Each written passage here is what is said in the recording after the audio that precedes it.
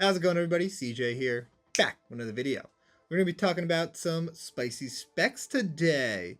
We're going to start off by talking about cards that have recently jumped up in price. Then we're going to talk about cards that I think will go up in price, cards that, based on the statistics and the volume that's being purchased at, can only really go upwards unless people just stop buying it altogether. And then lastly, we're going to talk about some cards that have dropped down in price.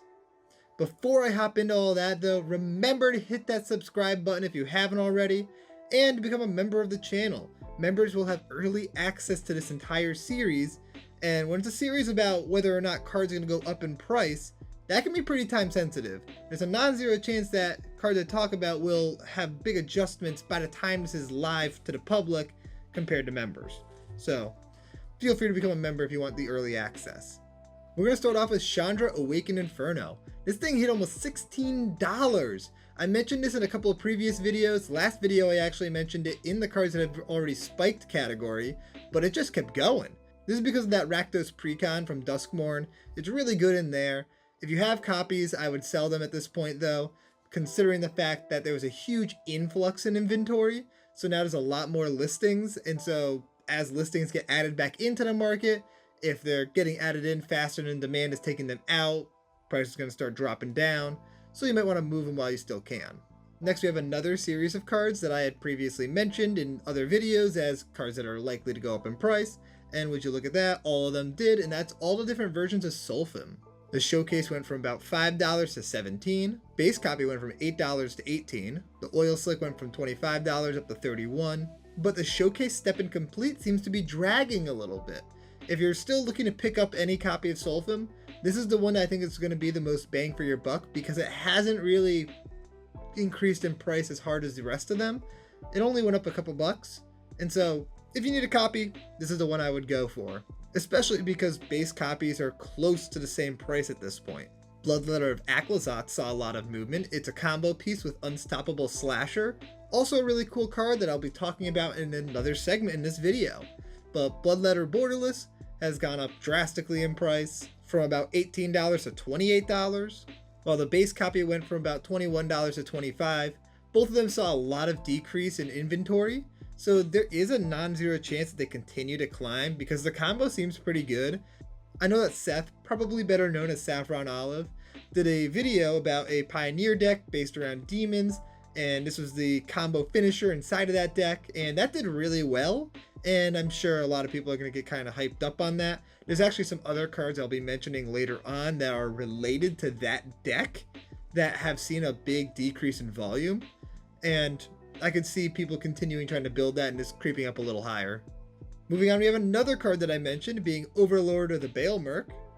The extended art went from $6 to $19. The base copy went from $9 to $19. And the Japan Showcase went from $14 to $24. That's a huge increase in price. I mentioned this card in the last video as a card that I think would definitely go up in price, and wouldn't you know it, went up very quickly. And if you notice with the extended art and the regular version, there's already an increase in listings, which means that it's probably reversing the spike at this point, so it's probably at its peak and it might dip down a little bit here, while the Japan Showcase version appears to still be draining a bit. So if you need to pick up a copy, that's the one I would go for because I think that one is most likely to continue going up in price. Plus, that art is very, very cool. That one should be more expensive than the base copies by a decent margin. Another call out from last week, Metamorphosis Fanatic. This card jumped up pretty good, a nice $7 increase for the regular version. And the extended art saw a $6 increase. Super cool card. I think this card's pretty strong, and I'm excited to try it out in Cube. I haven't been able to play with it yet, so excited to test it out myself. We have a couple of room cards that have shot up in price. I'm not 100% sure why outside of them being good, decent cards. There's Dollmaker's Shop and Porcelain Gallery, the showcase version. I like this card a lot. I do think this card's very strong, and it saw a pretty good bump in price, along with Secret Arcade and Dusty Parlor. Charismatic Conqueror saw a pretty decent decrease in listings while also jumping up a bit in price. I don't know if this trend is going to continue or why there's suddenly more of a need to buy Charismatic Conqueror, but it seems to be moving and definitely worth noting. Control of the Court was just reprinted inside Mystery Boosters 2. It used to be a very expensive card due to lack of prints. Now, it got the new reprinting, and so it dropped pretty hard in price. It's now starting to pick back up in price because people are realizing how limited Mystery Boosters 2 actually is, and this card just jumped up pretty hard again, so it's kind of recoiling from that initial drop in price due to the reprint. Speaking of Mystery Booster 2, there are a ton of White Border and Future Sight cards that are jumping up in price, and also a ton that are just draining from the market. I'll be mentioning some of those inside the next segment, but for this segment, I'm going to name a handful of cards that have jumped up in price. You have Rot Hulk, big jump in price here, while also a massive decrease in inventory. Like, I think this might be the highest percentage I've seen yet. This is 80-something%. That's nuts. But a lot of these had some major decreases in volume, like Elvish Reclaimer, massive jump in price, massive decrease in number of listings. DRC also followed suit, and the Future Sight Dark Ritual. There's currently no way to open this product unless you're buying it on TCG Player from the secondary market. There should be more boxes coming into the market for MagicCon Vegas though, so that could see a little bit of a recoil in some of these prices, like stuff could drop down a little bit more.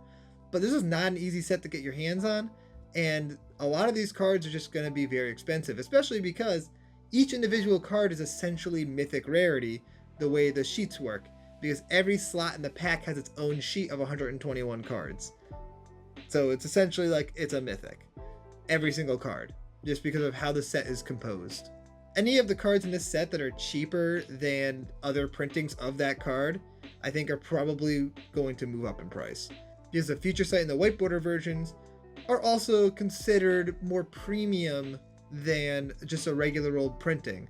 So there should be a premium on the pricing, and if it's not reflected at this point, it probably will be reflected in the near future. I mentioned the Showcase Scroll cards a few times. There's a lot of Lord of the Ring cards that are moving heavily in the market. Cavern Horde Dragon Showcase Scroll I mentioned a couple times previously as card I think I will spike, and sure enough it spiked pretty hard. It jumped up $17 in the last week. That's a lot of money. That's a big price difference. And there's very few in the market. I can see this continuing to go up a little bit. In a similar fashion, the Relic of Sauron Showcase has jumped up in price, along with the Showcase Scrolls Orcish Bowmasters. This one jumped up pretty hard in price. Very, very good card. Surprised there was even copies available that cheap. Another card I mentioned last week was the Talisman of Progress Ripple Foil. Very few copies available in general, down to like 4 on the market. It jumped up to 4 times the price it was last week. And it's not the only Ripple Foil that's seeing movement. The Eldrazi Confluence Ripple Foil is another one that is moving up in price. Ripple Foils are really hard to come by from Modern Horizons 3, and so they're going to probably be pretty sought after. The more playable ones will definitely hold a premium. And I don't think this is the ceiling for either of these. I think they'll keep going up a bit. Now back over to Lord of the Rings for a quick second here. There's a few Showcase Surge Foils that have really jumped up in price. And I guess the Surge Foil Showcase cards are now following suit to what the Borderless posters did and the Showcase Scrolls did. We went in that order essentially, and now we're on to the Surge Foil Showcase cards. Aragorn the Uniter up $10. Samwise Gamgee up a couple bucks from $4 to $6. Sauron the Dark Lord, $17 increase. If this trend continues, then pretty much anything in Lord of the Rings could end up being expensive, because every premium version of every card inside of this set and all the different premium versions that there are just keep going up in price. So if you're looking to complete your Lord of the Rings binder so you have one of every copy, you gotta do that sooner than later. The cards are just moving out of the market rapidly, and the movement is expanding to the rest of the set, not just the upper echelon of premium. And lastly, of course, we had some cards from the Commander ban list that have gone up in price, like Tolarian Academy, which shot up a lot in price. Not really sure why, because this one should not be unbanned. And Primeval Titan, which I do expect to be unbanned, so I think the speculation is fair. But now let's talk about the cards that I think will go up in price. Cards that are draining out of the market and are looking like they're poised to see a big increase in price because of the fact that people are buying them. Curse of Unbinding. I'm not 100% sure why this one's seeing so much movement, but it saw a 17% decrease in inventory last week, and this week it saw a 31% decrease in inventory. Those are some big drops. This card is interesting, and so I'm not really 100% sure why it's moving as hard as it is, but it's draining. Next up we have Ripples of Potential, another card that I don't see a direct reason why it would go up in price, but it's a very good card. It's great in any Super Friends deck, any deck that cares about +1/+1 counters, or any other kind of counter. It's just a very strong card, good board wipe protection, and it can let you ult stuff faster, which is cool. I like this. It just saw a 27% decrease in listings, which is a pretty decent drop. Talon Gates of Madara. This is a super interesting card because it's a land that it can ramp because you can just put it from your hand into the battlefield by paying some mana, while also protecting a thing at instant speed or phasing out an attacker at instant speed. It's a very good card, and it's seeing a little bit of a decrease in volume. 8% last week, 22% this week. Pretty good drops. I could see this moving a bit up in price. I like this card a lot, and I think it's very good. I mentioned Machine God's Effigy in the last video, and I'm going to mention it again here. It's continuing to drop in volume, down to just 62 copies after an additional 18% drop in listings.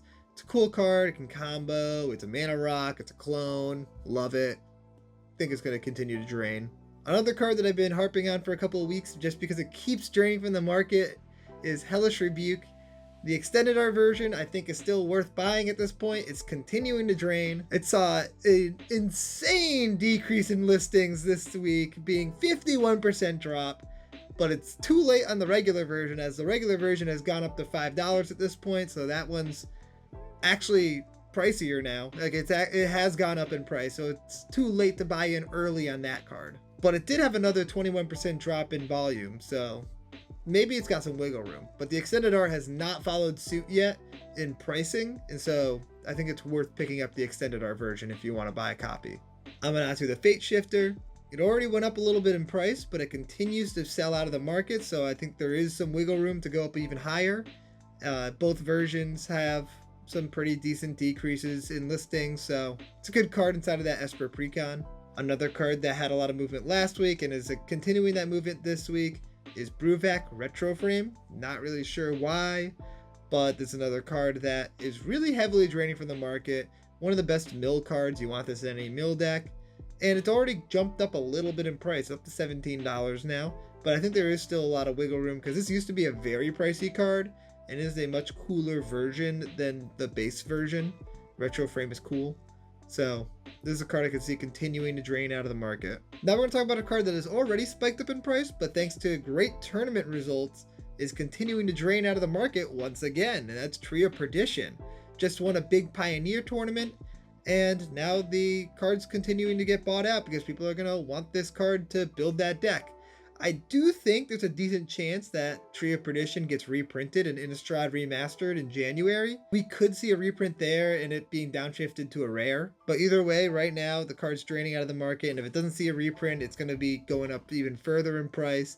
I'm sure Wizards didn't really expect this card to be going up in price so much, and it was kind of bulky before it started seeing Pioneer play. And it didn't start seeing Pioneer play until relatively recently. They planned to set super far in advance, so it was probably bulk when they planned Innistrad Remastered, so there's a non-zero chance that it's just not in the set at all. Harbinger of the Seas is another card that's seeing some movement. I like this card a lot because I'm a big Blood Moon fan, and this is just like Blue Moon. This is cool. I like the card. It's not seeing crazy decreases in inventory, just 13 and 18% in the last couple of weeks. It's definitely notable. It's hard to not note cards that have gone down in volume multiple weeks in a row, especially when they had so many listings originally. Seeing like a 40 listing drop is pretty significant, and we could easily see that continuing downwards because this is just a good card. Lotus Bloom continues to drop in inventory due to a modern deck that's running it, and the Charbelcher deck is doing pretty well. However, some versions have already spiked up in price, like they're already expensive. There are still other versions that are available for cheaper, and those are the ones that I'm talking about here that are continuing to sell out of the market. They'll probably follow suit and jump up in price as well. Did you know there's only 9 listings available of the foil etched Force of Negation? I didn't realize that until yesterday. I thought the number was wrong. I thought that it was incorrect, but it is like almost it completely evaporated from the market. It's a very cool version of the card. It wasn't very easy to pull it. It seems like it's actually starting to really drain from the market now, and the price is probably going to start moving upward. We have 3 other foilish cards I wanted to mention here. All of these ones, though, from Commander Masters. A lot of the foil etched cards from Commander Masters are seeing a decrease in inventory, and these ones stood out to me as some of the bigger decreasers. There was Wayward Swordtooth, Disrupt Decorum, and Toxic Deluge. All decent cards, and they're definitely seeing drains out of the market. Here we have another card that I have no idea why it's draining out of the market. I gotta guess it's something to do with a modern deck? I'm not sure. Disrupting Shoal. Both versions of Disrupting Shoal are dropping in inventory. It is a pretty bulky card, so the buy-in's super low on this, but it is seeing some pretty decent movement, and I'm not 100% sure why. If anyone knows, please let me know. Another grouping of cards here, all the premium versions of Children of the Apocalypse are draining out of the market.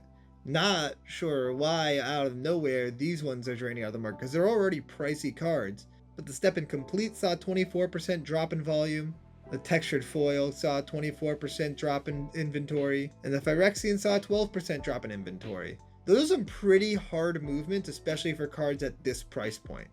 I'm not sure what's causing it, but they're looking like they're supposed to jump up even further. Now we have one of my favorite cards that I'm buying a good number of copies myself because I do think this card's very strong and I need it for a lot of decks, but also I think it's a good investment at this point in time. That's Enduring Innocence. This card is so strong. It's enchantment synergy, it's creature synergy. And when it dies, it comes back into play and it draws you cards and it's awesome. It's like Welcoming Vampire, but just way better. This card's so good. Love it. And it looks like a lot of other people do too, because it saw a 70% drop in listings over the last week, while the extended art saw a 43% drop in listings. This card's moving out of the market rapidly, so if you need a copy, you should pick it up as soon as possible. I mentioned that demon deck by Seth, probably better known as Saffron Olive, earlier in this video. Another card related to that deck is Unholy Annex. This saw a pretty steep decrease in listings. I'm calling that it's due to the fact that the deck did so well and looked so good in the video that Seth did, but both the regular and the showcase version saw at least a 50% drop in listings, which is a massive, massive number. Along with that, Unstoppable Slasher had a big drain out of the market as well. Over the last week, the different versions had a 24% decrease in inventory, while that last version had a 16% decrease in inventory. So it's seeing a lot of movement, and it's partly due to that deck, but also this card is just very good. You have to kill it twice or it just keeps coming back, which is pretty strong. I personally am very excited to test it out in my Tayum deck because it'll enter with the 2 stun counters and the vigilance counter from Tayum. So it enters after it dies with 3 counters on it, which is the number you need to remove to activate Tayum. So you can just remove the 3 counters, pay 3 mana, activate Tayum, sacrifice it to like an Ashnod's Altar or something, the Unstoppable Slasher. It'll come back with 3 counters. You remove those counters, pay 1 mana plus 2 mana from Ashnod's Altar to activate Tayum, yada yada yada. I think it's going to be a cool combo card. I think it's like a 1 piece away from being a very good combo. Artist's Talent saw a 52% decrease in listings, which is a very big drop. The Talent card saw a lot of movement previously. This one hadn't really moved yet, and so I guess now it's time.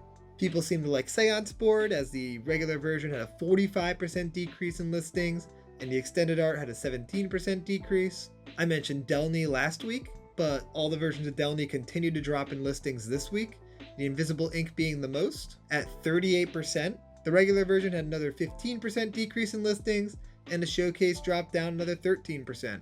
Sheltered by Ghosts is an uncommon from Duskmourn that is seeing a ton of movement as well. Last week I had some decent movement. I didn't note it though, just because it didn't really seem super notable, but after 2 weeks in a row of good movement, it's definitely worth noting. 24% and now 34% decrease in listings. This card's dropping out of the market, and it's a very good card. It's a 2 mana removal spell that also gives ward and lifelink to a creature. That's strong. Like, that's very, very strong. Cool in like a Light Pause deck. Any Enchantress deck wants this. It's just a good card, so I'm not surprised by this. I could easily see this being a $5 uncommon. We've seen some movement in the Overlords. Overlord of the Flood Pits is the next one to talk about. The extended art saw a 27% decrease in listings, while the regular version saw a 25% decrease. And the Overlord of the Mistmoors extended art saw a 31% decrease in listings. So the Overlords are very strong cards, and they're continuing to move out of the market. We have another uncommon from Duskmourn that's poised to be like a $4 to $5 uncommon, and that's Withering Torment. It's black enchantment removal at instant speed. Every black commander deck that doesn't have white or green in it wants this card. This card's very, very good. It saw a 25% decrease in listings and now a 24% decrease in listings, and it's probably just going to keep draining. I also think it's time to buy the Verges. If you're looking to pick up the Verge lands, this is a very strong land cycle, and they're really moving out of the market relatively quickly. So if you need them, I'd pick them up shortly. They'll probably end up being pricier, similar to how the Surveil lands shot up in price a little after the set came out. I think these are going to follow that trend. They're not fetchable, but they're always untapped in their dual lands. That's good. Like, that alone is very, very good. And any commander deck could utilize these that use those colors.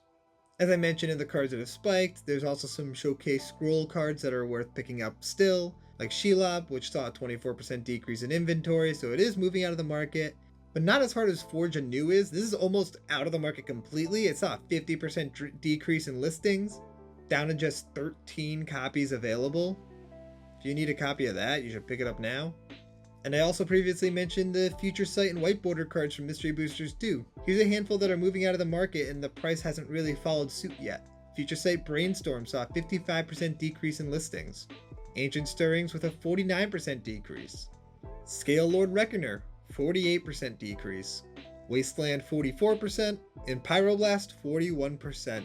Lastly, let's talk about a few cards that have gone down in price. The Fractured Foils from Duskmourn are dropping in price. Pretty hard for some of them. I wouldn't want to be buying them at this point. I would wait a little longer, and I would be very upset if I bought them previously. The arena only cards that are in the Mystery Boosters 2, they were very expensive to begin with, and they are seeing a big decrease in prices, like Oracle of the Alpha and Sigardian Evangel. Also, every version of the One Ring besides the borderless poster saw a decrease in price. All of them seem to drop a bit, and I'm wondering why that is. It's kind of weird. That is everything I have for this week on CJ Spicy Specs. Let me know what you're speculating on. Let me know if I helped you get cards before they spiked up in price. I'd like to see what you guys think. I'll see you guys next time. Peace out, everybody.